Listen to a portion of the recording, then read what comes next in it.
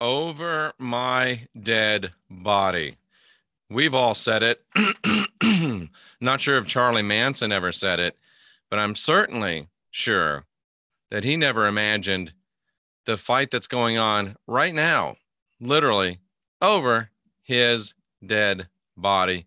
I'm Jeffrey Daugherty, the Christian whistleblower, former 20-year minister, Bible college graduate, veteran of over 100,000 hours of study in the biblical scriptures.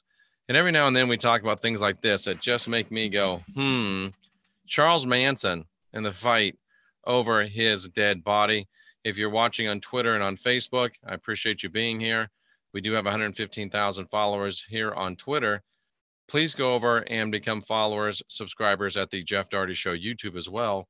And as you go over to the YouTube, you can see much more information because we have the visuals there. As I'm going to be showing the other folks, you won't be able to see them here on Twitter or Facebook. So please go over to Jeff Daugherty Show and subscribe there.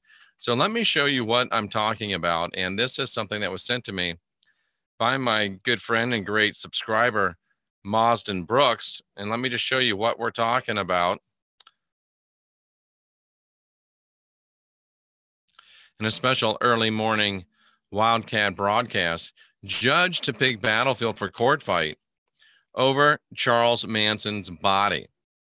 Interestingly enough, Manson orchestrated murders in his adopted hometown of LA, served time in a state prison in Corcoran, and died in a hospital in Bakersfield, which has sparked a legal battle for his body and his possessions.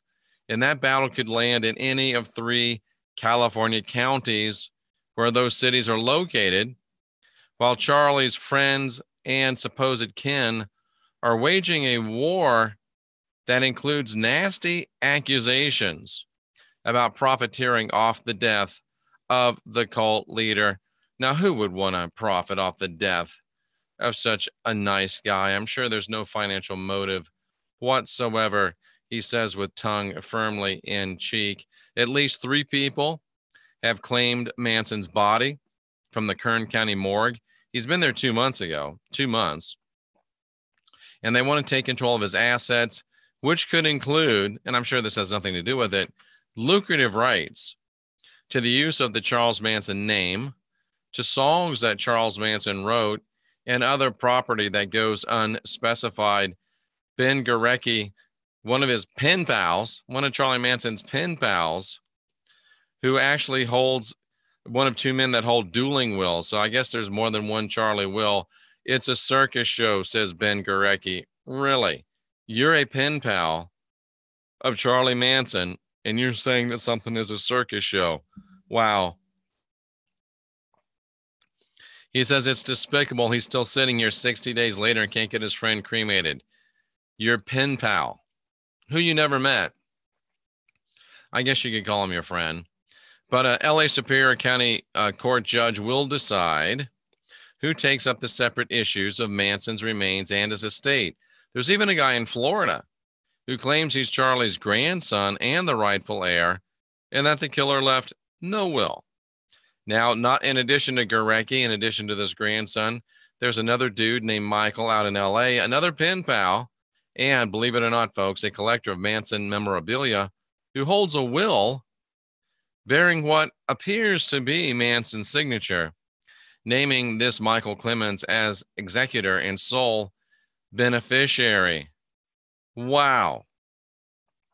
Interesting stuff.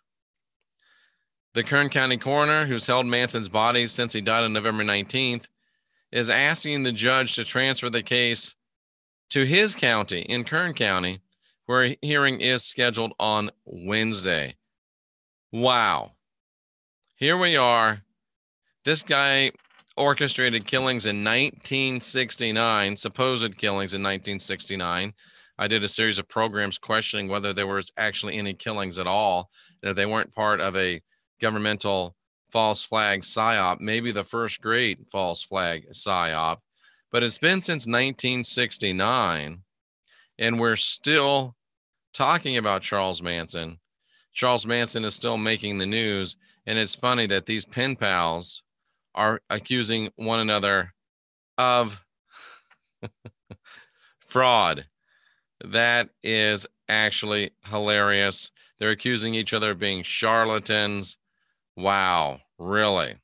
That's very, very interesting. And there's battles over Charles Manson's signature. There's battles over who is who and what is what.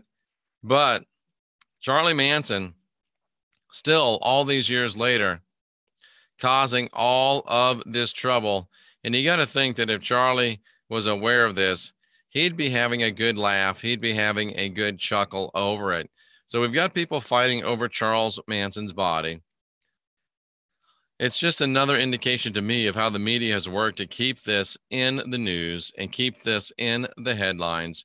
Charles Manson, who reminds me of the God of the Bible, quite frankly, because Charles Manson never killed anyone himself. Charles Manson had other people kill people, including supposedly a baby. And that's really what the Lord does. The Lord has never really done it on his own, but he sends people out to kill babies. He sends people out to kill boys. He sends people out to kill girls. He kills people out to kill women. He sends people out to kill men. If you think I'm crazy, read the Old Testament and see how many times your God, not mine, sends people out to kill babies, even dashing them against stones. You worship a guy that should have been in much more trouble than Charles Manson, who never killed anybody. No, I'm not advocating for Charles Manson. I'm drawing an analogy to make you mad enough to do a little study to say, why do I worship a God that makes Charles Manson look like a choir boy? Do you like what I did with that? I'm Jeffrey Daugherty, the Christian Whistleblower.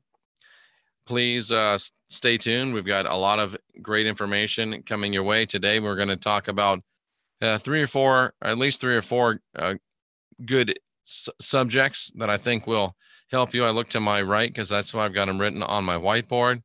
But I'm here to help you unindoctrinate yourself. I'm here to help you guide your own spirit, master your own ascension, be your own guru. I'm here to help you learn how to ask questions and question answers. I'm here to help you stay fearless, my friends.